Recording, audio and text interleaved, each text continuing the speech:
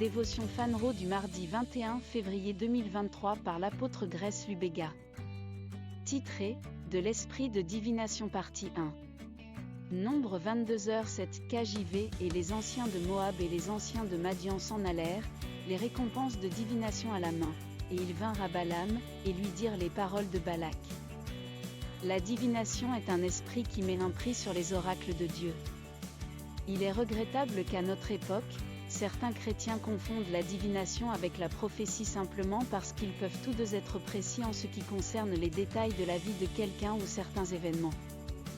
Dans Actes 16, 16 à 17, la Bible dit « Et il arriva, comme nous allions à la prière, qu'une certaine demoiselle possédée d'un esprit de divination nous rencontra, ce qui rapporta beaucoup à ses maîtres en disant « Le même suivait Paul. » Et nous, écria, disant « Ces hommes sont les serviteurs du Dieu Très-Haut, qui nous a montré la voie du salut. » L'esprit qui parlait à travers cette jeune fille discerna à juste titre que Paul et les hommes qui l'accompagnaient étaient des serviteurs du Dieu Très-Haut.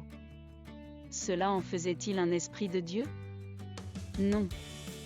L'Écriture révèle que cette fille, grâce à ses devins, a apporté beaucoup de gains à ses maîtres. C'est parce que partout où il y a divination, un homme est tenu de payer pour ce qu'il reçoit. Dans notre écriture thématique, la Bible parle des récompenses de la divination parce que chaque devin veut une récompense pour ses révélations, visions et prédictions. Ce même esprit est à l'œuvre dans l'Église du Christ, certains hommes de Dieu exigeant ouvertement de leurs troupeaux, de l'argent, pour des prophéties. Les prophéties ne devraient jamais être vendues. Si quelqu'un doit vous bénir pour une parole prononcée dans son avenir, cela devrait être par conviction de son cœur et jamais par la manipulation d'un homme ou d'une femme de Dieu. Louez le Seigneur. Étude complémentaire, Acte 16, 16-17, 2 Rois 5h16. Golden Nugget, la divination est un esprit qui met un prix sur les oracles de Dieu. Les prophéties ne devraient jamais être vendues. Si quelqu'un doit vous bénir pour une parole prononcée dans son avenir, cela devrait être par conviction de son cœur et jamais par la manipulation d'un homme ou d'une femme de Dieu. Prière, Père bien-aimé, je te remercie pour cette vérité.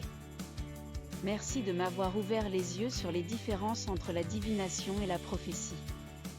Par cette parole, je marche dans la sagesse et je sais répondre à tes oracles. Cette connaissance me garde loin de la tromperie, me préserve et me fortifie en toi, au nom de Jésus, Amen.